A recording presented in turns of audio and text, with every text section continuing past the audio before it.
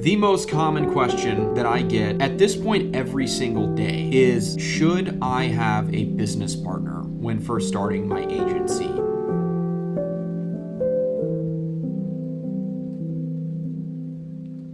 And I'm an agency guy, so it's typically in the context of starting an agency, but this can really apply to any business. And for those of you who have been following me for some time, you know that I had a business partner the whole ride through my agency. There's many pros and there's many cons to having a business partner. I can say that in hindsight, I realized how amazing and blessed and lucky I was to have an awesome business partner. But so many people out there, they start a business with a friend or they start a business with somebody that, they're close with, and they think just because you have a good relationship with that person, that it might be a good idea to start a business with them. But realistically, it doesn't always play out that way. Like I said, I had a business partner when starting my agency that I scaled from 0 to 7 figures within a year. And I can say for a definite fact that I would not have been able to scale as quickly as I did without having a business partner. Does that mean that you are going to have success just by having a business partner? Absolutely not. The correlation that a lot of people get incorrect is you see successful people that have business partners. You see a Warren Buffett and a Charlie Munger. Rest in peace to Charlie Munger. You see other people in the space that have a business partner and have succeeded. There's many of them out there. And you make this correlation that they succeeded just because they had a business partner. It's kind of like saying if you're tall, you'll be a professional basketball player, because a lot of professional basketball players are tall.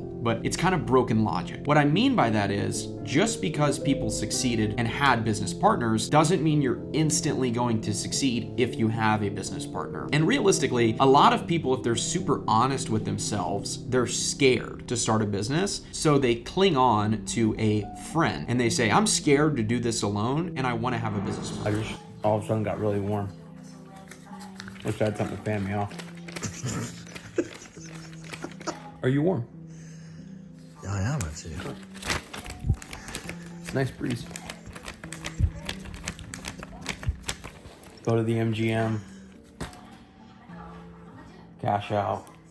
Ice cream. It's the exact same train of thought that I went through when I partnered up with Adam, and I'm sure Adam felt the same way. We've never talked explicitly about this, but I'm sure Adam kind of felt the same way of neither of us really had the confidence that we could do it on our own, and we felt that by joining forces, we would be able to succeed together. Luckily for us, we made a lot of good moves and it worked, but you don't just want to pick a friend and think that, hey, I'm going to work with them because I'm scared to do it on my own. That's actually a flawed pattern of thinking. Does this business partner have skill sets that complement my skill sets? Because if you have two business partners that are both sales and marketing people, you're going to have good sales and marketing, but other areas of your business are going to lack. And if you have two business partners that are good at, operations and back end, well, then you're probably never going to close that many clients or have very good sales and marketing. So what you need to do is find someone who has complementary skill sets to that of your own and then pick them, because you're going to be able to scale faster with that person. For my agency, I did all of the front end. I did all of the marketing and client acquisition, and Adam handled all the back end, the operations and fulfillment. What that allowed us to do was get really good at the things that we enjoyed, and we were able to scale much faster because I was focused on the stuff that I was good at, the stuff that drove revenue. Adam was focused on the things that he was good at, which kept revenue. You need to be picking a business partner with complementary skill sets to you. Do I think you need to like the person and have a good relationship with them? Absolutely. But if you have two best friends with the exact same skill sets, even if you're best friends when starting, you're going to sour the relationship because you're probably not going to have a very successful business. So I think you have three functions of an agency, right? You have your sales, which I just call client acquisition. I kind of consider that one bucket. Fulfillment is another bucket. And then operations is another bucket. But realistically, your client acquisition and your fulfillment will kind of be the only two until you get up to 100K a month or so, because operations will become an important piece when you're already really scaling. So like for us in June of 2021, we closed 47 clients. When you're doing that kind of volume, you really need a full-time operations person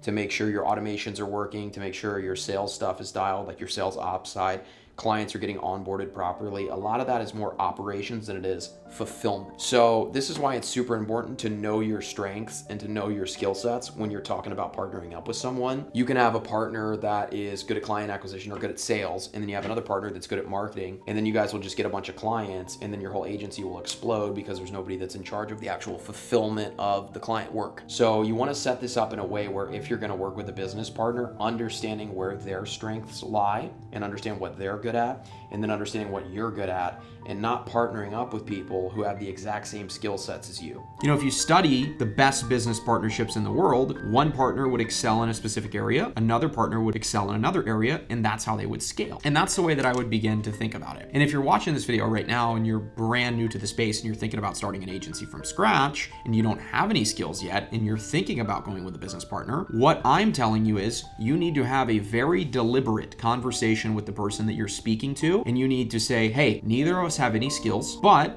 we have things that we're interested in. We need to make sure that I'm interested in, this thing and that you're interested in this thing, so we can both hunker down and get really, really, really good. The reason that Adam and I had a great partnership was because I was able to get really good at client acquisition because it's all that I had to focus on. I didn't have to worry about when we enrolled clients, whether or not they would get results. And Adam didn't have to worry about where our next client was coming from because I was handling new clients, Adam was handling servicing the clients.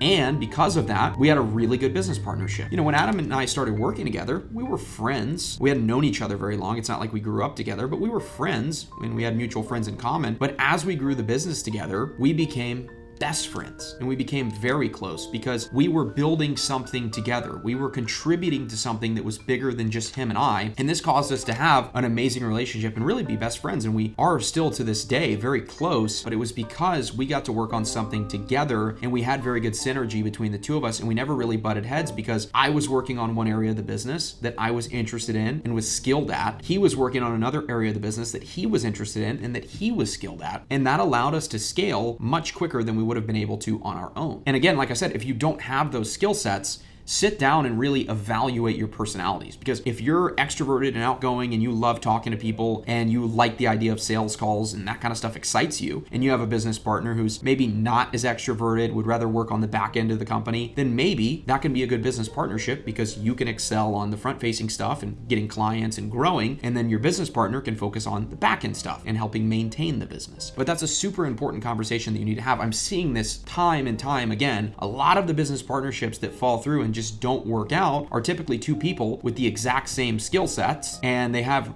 really hard times navigating around each other because they're doing a bunch of the same stuff. In a startup company, you don't need two people doing the exact same thing, right? Now, if you have a massive company with hundreds of people and big team, then yeah, you need multiple people doing the same things. But when you're just getting started, you don't really need two people doing the exact same thing. Another thing that is incredibly important, almost more important than this idea of complementary skill sets, is the goals of the individual. You really need to sit down and talk to the person that you're thinking about partnering up with on the goals and the long-term vision that you have for what you're trying to build. This is incredibly important. Adam and I were really always on the same page about where we were trying to go. So we were rowing the boat in the same direction. It wasn't like I was rowing forward and he was rowing backwards. We were in alignment on our vision and what we wanted to do. And so we were able to carry out that vision. And that's why it worked so well. If I was the person who wanted to exit the company and have a massive company with tons of staff, and he was the person that wanted to have a lifestyle business and get to 10K a month and go sit on the beach and drink Mai Tais, we would not have had a good business partnership. So this is incredibly important as well. You and this person need to be on the same page about what your end game is going to be for the business. Because if your business partner is trying to be a lifestyle entrepreneur and you're somebody that wants to build the next big company and build a great company, those are opposing views. A house divided on itself cannot stand. A business partnership divided against itself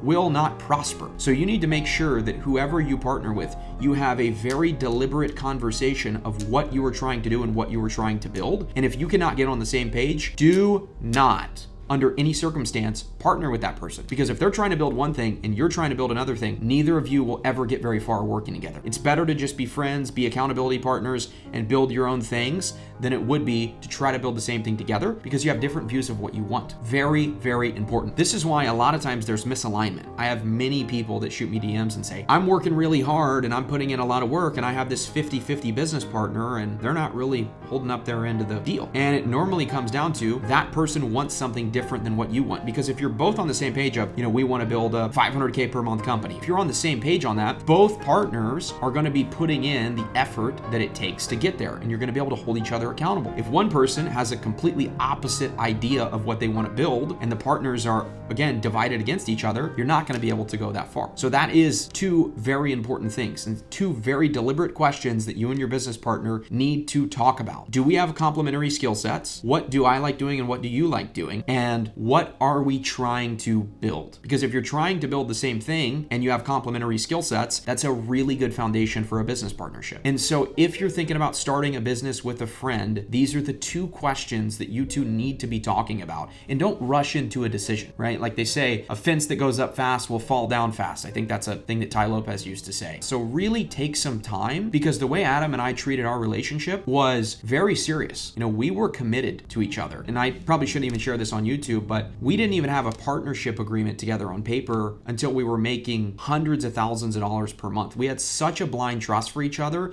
that we knew I've got your back and you've got mine. And that's why we had such a successful relationship, because we took it very, very seriously and we could both trust each other to the maximum extent. Hey, hope this video helps you. You can find links in the description on what I do and maybe how I can help you. And also feel free to like the video, subscribe. We're posting a lot of content like this right now. So if you like stuff like this, subscribe, like the video, and I hope to see you in the next one. Bye.